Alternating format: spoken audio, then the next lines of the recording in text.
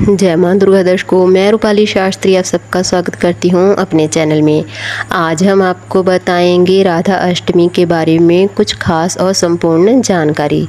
भाद्र मास के शुक्ल पक्ष की अष्टमी तिथि के दिन भगवान श्री कृष्ण की प्रिय श्रीमती राधा रानी का जन्म उत्सव राधा अष्टमी के रूप में मनाया जाता है।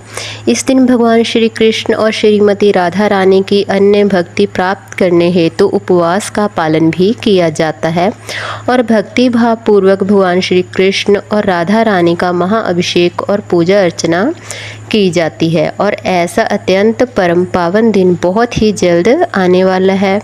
आज के इस विशेष वीडियो में जानते हैं इस बार राधा अष्टमी के पर्व कौन सा दिन आ रहा है, इस दिन के शुभ मुहूर्त कौन से हैं, राधा रानी का अभिषेक करने का समय कौन सा रहेगा और किस विधि से राधा रानी का पूजन करना चाहिए। आज का यह राधा अष्टमी कब है, विशेष वीडियो आरंभ करते हैं। वैदिक पंचांग के अनुसार इस वर्ष 2025 में राधा अष्टमी आ रही है 31 अगस्त 2025 दिन रविवार को। इस बार अष्टमी तिथि आरंभ हो जाएगी 30 अगस्त शनिवार को रात के समय 10:46 पर और यह अष्टमी तिथि पूर्ण हो रही है अगले दिन 21 अगस्त रविवार के दिन रात्रि 12:57 पर।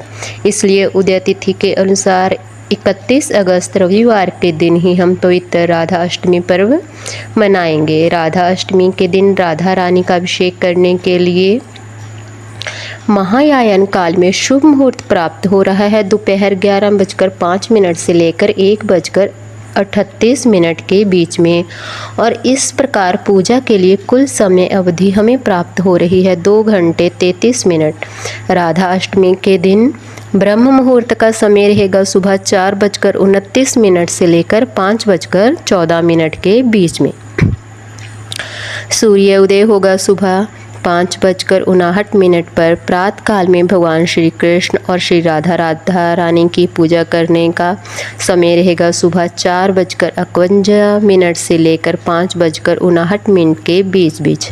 इस समय के दौरान ब्रह्म मुहूर्त में उठकर स्नान आदि कर शुद्ध होकर साफ सुथरे वस्त्र पहन अपनी नित्य पूजा करनी चाहिए।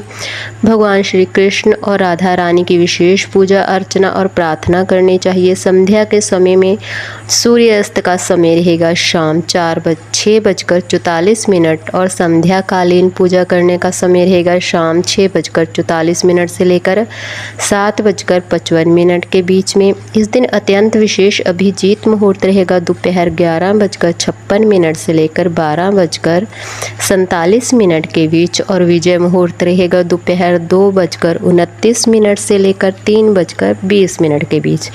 इस दिन के विशेष महालक्ष्मी व्रत भी आरंभ हो रहा है और इस दिन से ध्रुवा अष्टमी के नाम से भी जाना जाता है। इस दिन विशेष अनुराधा नक्षत्र रहेगा शाम 5:27 तक, जो कि किसी भी शुभ कार्य के लिए अत्यंत ही मंगलकारी बताया गया है। इस दिन भद्रा का वास रहेगा सुबह 5:58 से लेकर 11:54 के बीच, लेकिन भद्रा का वास स्वर्ग में है इसलिए इस समय अशुभ नहीं माना जाएगा। इस समय के दौरान भी शुभ कार्य आप कर सकते हैं। इस दिन का राहु काल का समय रहेगा शाम 5:08 से लेकर 6:44 के बीच। राहु काल के इस समय में कोई भी शुभ कार्य पूजा अर्चना नहीं करनी चाहिए। राधा अष्टमी राधा रानी का पावन दिवस है और हमारे वैदिक शास्त्रों में कहा गया है कि राधा रानी सभी जीवों में सर्वव्यापी माता है। वह भगवान श्री कृष्ण की अतरंग्या शक्ति है, श्री कृष्ण की आनंद शक्ति है,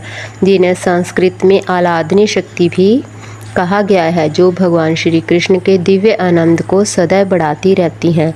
जो मनुष्य श्री भगवान की विशेष पूजा करते हैं, उनकी भक्ति प्राप्त करना चाहते हैं, उन्हें अवश्य ही इस राधा अष्टमी के दिन श्रीमती राधा रानी की विशेष श्रद्धापूर्वक पूजा आराधना जरूर करनी चाहिए, क्योंकि राधा रानी जो है हमें भगवान श्री कृष्ण की अन्य शक्ति प्रदान कर सकती हैं। राधा अष्टमी के दिन कई भक्त दोपहर तक उपवास का पालन करते हैं और कई भक्त पूर्ण दिन के लिए भगवान श्री कृष्ण और राधा रानी की प्रसन्नता हेतु उपवास करते हैं। राधा अष्टमी तिथि के दिन कई मंदिरों में दोपहर तक उपवास का पालन करके जब राधा रानी का अभिषेक किया जाता है, उसके बाद उनके चरणामृत के साथ व्रत को खोला जाता है। वृंदावन के अनेक मंदिरों में राधा अष्टमी के दिन भय उत्सव का आयोजन होता है। उन्हें 56 भोग अर्पित किए जाते हैं। उन्हें सुंदर विग्रहों को दूध, दही, घी, शहद और गुड़ के जल से स्नान कराया जाता है। सुंदर रंग बिरंगे वस्त्र पहनाए जाते हैं। राधा रानी को फूल, चंदन, धूप, दीप, फल इत्यादि अर्पित किए जाते हैं। उनका विशेष श्रृंगार किया जाता है और इस वृंदावन में राधा रानी के दिन ही वर्ष में सिर्फ एक बार उनके दिव्य चरण कमल के दर्शन हो पाते हैं। राधा अष्टमी के दिन अधिक से अधिक राधा रानी की कथाओं का श्रवण करना चाहिए। पवित्र हरि कृष्ण महामंत्र का जाप करना चाहिए। उनकी महिमा का गुणगान करना चाहिए, उनका श्रवण करना चाहिए। तो यह थी आने वाली राधा अष्टमी के विषय में संपूर्ण जानकारी। आपको हमारी जानकारी कैसी लगी हमें कमेंट कर ज़रूर बताएं। जिन लोगों ने अभी तक हमारा चैनल सब्सक्राइब नहीं किया, कृपया वो चैनल को